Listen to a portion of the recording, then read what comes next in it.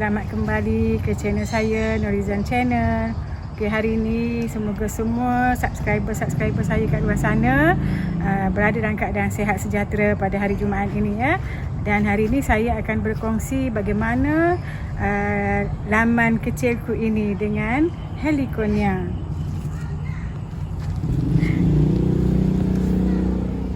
Okey, hari ini kita akan belajar bagaimana nak menanam Heliconia agar laman kita cantik. Kadang-kadang pemilihan lokasi bunga tu sebenarnya lawa, tapi disebabkan kita tidak pandai mengolah, maka bunga tu kadang-kadang jadi tak lawa. So sekarang ni saya nak berkongsi tip bagaimana Heliconia ni cantik di laman anda. Heliconia ni kita tengok ya, ketinggian yang ada di laman saya ni adalah lebih kurang tinggi lebih kurang paras saya lah ya. Okey. Dia Heliconia ni ada banyak jenis. Ada yang tinggi sampai 5 kaki, ada yang setinggi macam ni dan ada yang rendah setakat lutut. So saya pilih Heliconia yang jenis ini, yang kita namakan ia adalah Heliconia torch. Lampu torch ya. Okey, saya pilih yang ni kenapa? Sebab pagar ni jadi kita ni berdepan dengan jalan ya. Jadi saya nak mencari privacy, maka pilihannya adalah yang paling tepat adalah tanam Heliconia ya. Okey, jadi kita tengok ya, Heliconia ni yang kita namakan Heliconia torch ya. Nama Melayu ni kita panggil bunga sepit udang. Ya, ada macam-macam jenis kan, ada yang macam mercun tu, tu saya tak pilih sebab itu yang besar sangat. Jadi tak sesuai lah untuk laman kita yang kecil kan, cari yang sederhana. Okey, kita tengok bunga dia ni. Okey, kita zoom di bunga ni ni tengok bunga. Okey. Torch dia tunjuk ke langit ni sepit udang, nak sepit apa tak tahu. Okey, sepit udang namanya. Okey. Baik, ia boleh juga dijadikan hiasan. Dalam pasu ni dia boleh kekal selama seminggu. Selama seminggu ni tak akan bunga ni tak akan layu lah ya. Dia akan tetap segar macam ni, dan lepas seminggu kita buang lah untuk hiasan-hiasan taman macam ni. Okey lah ya. Okey, Heliconia ni adalah satu tumbuhan jenis tropika ya. Jenis tropika.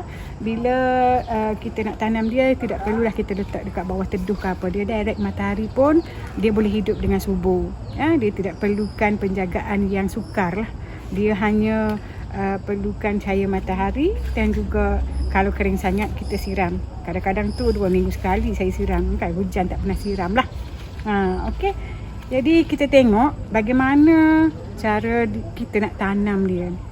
Ni benih saya ambil daripada sini, yang keluar daripada sempadan ni. Saya buat sempadan ni lah supaya dia naik straight.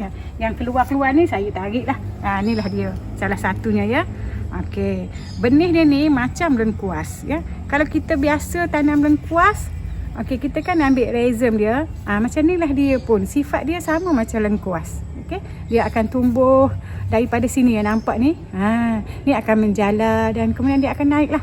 Dia akan naik tunas-tunas anak-anak pokok dia berdasarkan akar ni, berdasarkan rhizome dia ni. So dulu ni saya tanam 11 pokok saja, dan dia akan membiak dengan cepat lah. Dia akan membiak dengan cepat. Okey, kita proses tanam. Baik, saya akan tunjukkan cara macam mana kita nak tanam pokok ni ya. Okey, kita sediakan polybag lah, sebab saya nak bagi benih ni pada adik saya yang baru bina rumah ya, untuk buat landscape pagar. So saya dah semai banyak dah, ni antara yang akan disemai untuk diberikan. Saya akan gunakan polybag yang besar ni lah, lebih kurangnya besar sikit supaya dia beranak banyak sikit. Jadi saya guna polybag ni. Okey, kita guna tanah biasa saja, campur dengan tanah ni. Tanah biasa saja, tanah pasir ni sikit, tanah bakar merah dengan tanah RM2 yang tanah kompos yang kita beli kat nursery RM2 tu. Okey, kita campur.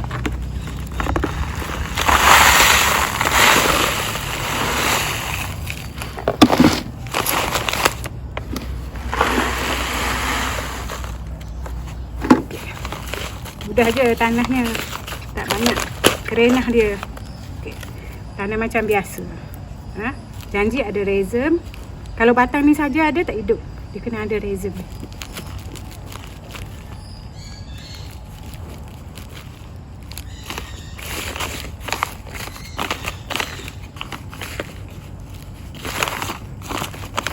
sebab nak bagi kat orang ya. Kena dah satu-satu. Nanti dia orang dah susun sendiri di laman dia supaya jadi apa? Landscape pagar. Okey, selesai dah tanamnya. Kita biar kat situ. Siram lepas ni sekejap sikit kita siram. Kita siram sikit. Lepas tanam, amalkan siram supaya dia dah baru-baru masuk tanah kan, perlukan air. Okey, selesai tanam. Inilah dia proses tanam Heliconia. Seterusnya cara penjagaan Heliconia kita supaya cantik. Apa yang kita perlu buat? Okey, bila kita tengok di sini, dia hijau dan ada yang warna kuning, dah naik macam ni. Okey, dah naik macam ni, kita kena potong lah bagi dia cantik supaya tak ada bunga macam ni. Okey, bunga macam ni dia dah habis kan. Okey, kita pun tamatkan dah riwayat bunga dia tu. Okey, kita daun-daun yang tak cantik seperti ni kita potong. Okey, kita potong. Dah satu ni dah saya potong. Okey. Ni daun-daun yang macam ni kita buang supaya dia nampak segar. Jadi bila dia dah bunga dia tu dah macam kuning macam ni tak ada dah warna kuning, dia ada hitam-hitam dah ni.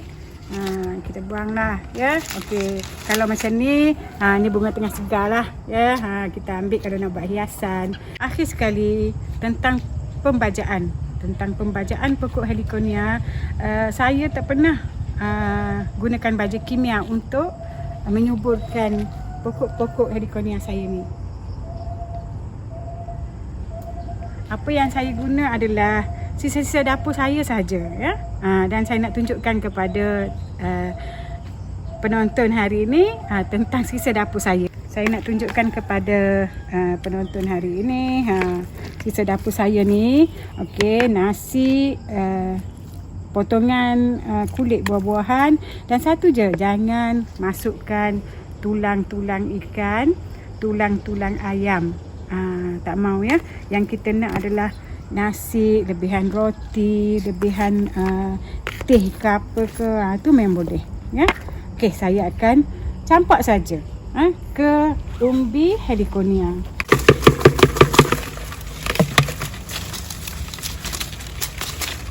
Okey, kita kena tutup. Nanti ada kucing ke apa makan kita kena tutup dengan, saya gunakan rumput Di sini adalah rumput yang saya dah mesin 2-3 hari saya simpan untuk saya tutup mana-mana pokok saya yang ditanam supaya tidak terlalu panas, dan yang ini saya nak tutup sisa makanan yang saya dah letak tu supaya rumput ni green, sisa makanan tu brown.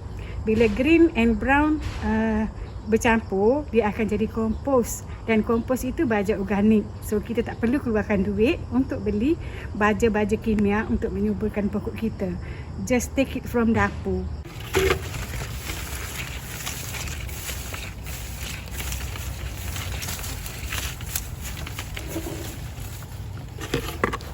Okey, selesai cara baja, dan kemudian dia akan tumbuh menghijau lah.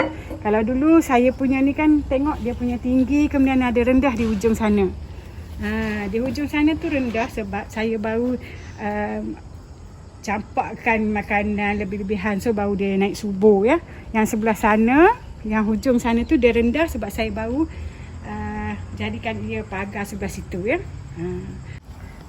Untuk hari ini, setakat ini sahaja perkongsian saya tentang penanaman Heliconia.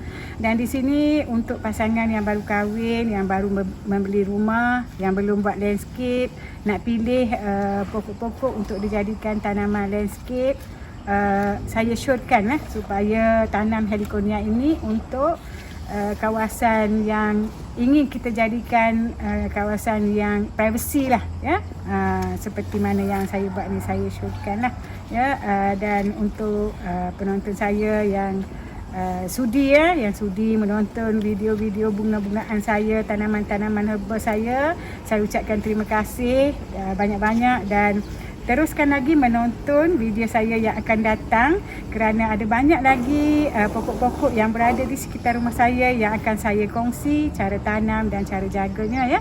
Jadi jangan lupa tonton video akan datang, dan kalau yang ini menarik, yang ini baik untuk anda semua, sila kongsi, like, komen, tanya ke apa ke kat bawah komen, dan subscribe. Okey, wassalam. Terima kasih. Bye bye.